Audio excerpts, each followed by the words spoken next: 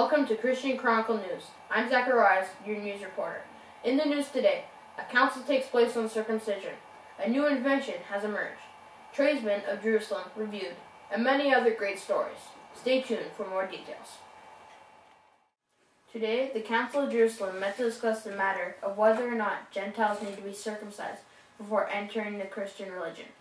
The council consists of Peter, John, Luke, James, Paul, Barnabas, Titus, and many others. The council's opinion was split, those who agreed and those who disagreed. Paul and Barnabas had the opinion that no, Gentiles do not need to be circumcised, while the Pharisees' party opposed. This continued on for a long time, with both sides had different opinions and argued constantly with one another. Finally, Peter suggested praying to God for the answer. After some time, Peter, leader of the apostles, stood in front of them and proclaimed, "We are saved by the grace of the Holy Spirit." With those words, the matter was closed. The final result, to allow Gentiles into the church without the need for them to be circumcised. We talked to John, one of the apostles, who had attended council, on what he thought of the final result. Hello, John. How are you? I'm good, thank you. Thank you for coming. My pleasure. So, John, what was the feeling earlier today at the Council of Jerusalem? There was much tension in the council. Everyone argued with each other, and there was no middle ground. So what did you think of the final result? I agree with what Peter had to say. Thanks again for coming. My pleasure. And now in world news. Breaking news. Jews have been kicked out of Rome. Yesterday, the Emperor Claudius put out a decree that Jewish people are no longer permitted to live in the city of Rome. He says this is due to the constant turmoil of the Jews, who he says are under the influence of one named Christus. We don't have much more information on this. Roman soldiers are inspecting all households and families, making sure no Jews are still within city limits. Roman soldiers are also shutting down meetings in synagogues. Refugees from Rome have been rumored to be spreading in all directions. We hope to have more information as this story develops. And now in the Roman Empire. This weekend, the Emperor of the Roman Empire, Emperor Claudius, married the fair maiden Julia Agrippina, great-granddaughter of the Emperor Augustus, great-niece and adoptive granddaughter of the Emperor Tiberius, and sister of the Emperor Caligula. She is the niece of Emperor Claudius and his fourth wife, Platia Urgulanilla, Aelia Patina, which she is currently divorced to, and Valeria Mezzalina. They held the wedding at his palace in Rome. There was much celebration that day throughout the city. Agrippina was one of the three candidates chosen for Emperor Claudius to choose from. The other two were Caligula's third wife, Lalila Paulina, and Claudius's divorced second wife, Aelia Patina. Agrippina won out of the three, and it is believed that Emperor Claudius chose her because of her feminine wiles. In the world of arts and entertainment, The Tradesmen of Jerusalem, one of the newest plays to hit the theater, is written by local playwright David Fisher. This play is a comedy about a troubled Jewish man who is having financial difficulties and is fighting for the love of a wealthy woman to restore his fortune. He asks his friend, a wealthy tradesman who works in Jerusalem, to loan him some gold. I can't go much more into the story without ruining this wonderful and hilarious play that David Fisher made for us. If you wish to see it, it'll be showing at the Northern Jerusalem Theater from 6 to 7 and from 9 to 10 tonight. And now in the world of business. This month, the beloved Mohels Association profits have been dropping. The Mohels Association suspects that this is due to more and more people being told by Paul that circumcision is no longer a necessary requirement for becoming Christian. Now with what has happened earlier today at the Council of Jerusalem, it is believed that the Mohels won't be seeing much profit in the near future. This is a very sad situation for this group of working men specialized in circumcision. The head of the association, Eugenius Fidelis, says that these will be hard times for Mohels, but is confident that they'll make it through.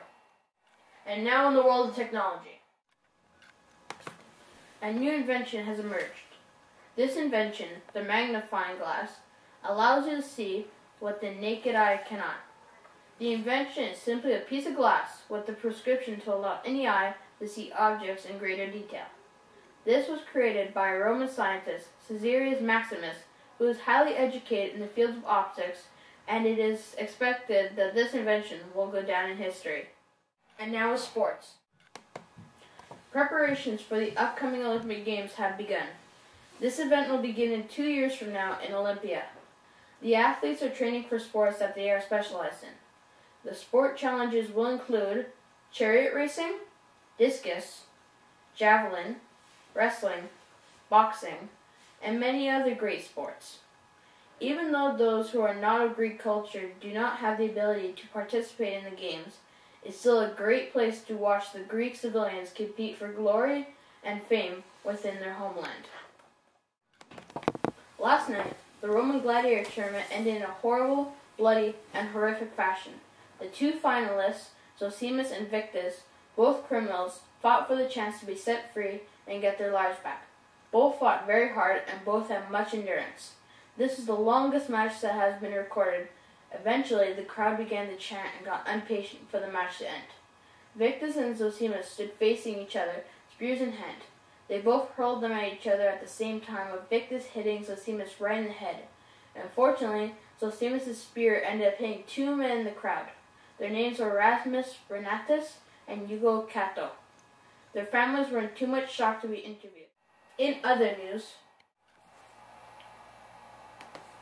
we have Paul with me today, who has returned from his 3-year missionary trip with his mentor Barnabas, going from Antioch of Syria through Cyprus, then to Italia, Perga, Antioch of Pisidia, Iconium, Lystra, and Derbe, and went all the way back. He then came to Jerusalem for the Council of Jerusalem that took place earlier today. Hello, Paul. How are you? Good, thank you. Glad you could be with us. My pleasure. So what was your mission on this trip? Well, I wanted to set up Christian communities in different towns and convert people who lived there. And how would you do this? When I would enter a city, the first thing I would do is speak to the Jews in the local synagogue, talking to the Jews about Jesus. Then after a while, when I felt that the Christian community was developed enough, I would choose a leader for the community, and finally, I would plan to return to the city later on, to make sure that everything is going smoothly. So, can you tell me any of the things that happened during your travel? Well, in Lystra, there was a man who couldn't walk, so in the grace of the Holy Spirit, I healed him. When the crowd had seen what happened, they started to proclaim that the gods had come down in human form. They started calling Barnabas Zeus and me Hermes, and begun to worship us. When we talked to the crowds about Jesus, they continued to worship us and offer us sacrifices. Then, Jews from Antioch of Pisidia and Iconium started to tell the crowds that we were just illusionists and did not believe us. I was then dragged out of the city and nearly stoned to death. That must have been painful. What did you do after your death? The disciples in Lystra healed me, and Barnabas and I left for Derbe. Well, Paul, I think it's safe to say you have amazing perseverance. Thank you. Thanks again for being with us. My pleasure. And now some letters from our viewers. Thank you.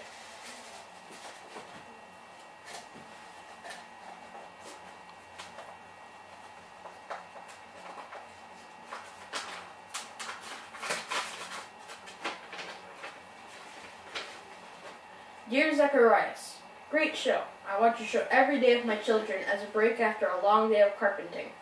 It's also a great way to learn about what is happening in the world. Gabriel. Thank you for writing to us, Gabriel. We hope to continue to watch the show and enjoy our new segments. Next letter.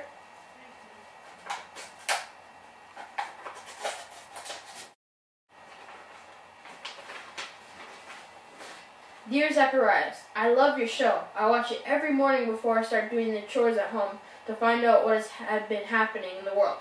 Caitlin. Thank you for your letter and comment, Caitlin. Keep on watching the show. And now for our final letter.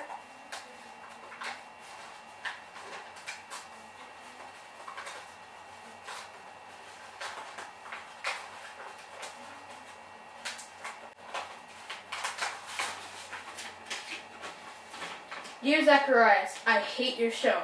My wife makes me watch it all the time with her. Your stories are so boring. Why not do something extreme, something entertaining, something worth watching? I don't understand why you have to take the excitement out of everything you report on. So please, for my sake, do something that attracts people to your news channel. Jacob. Well, Jacob, although there are many who do like our news broadcasts, your wife for example, everyone has their own opinion.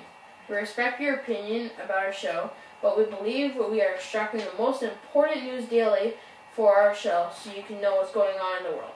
Thank you for your letter, Jacob. Thank you for watching Christian Chronicle News. We'll see you tomorrow.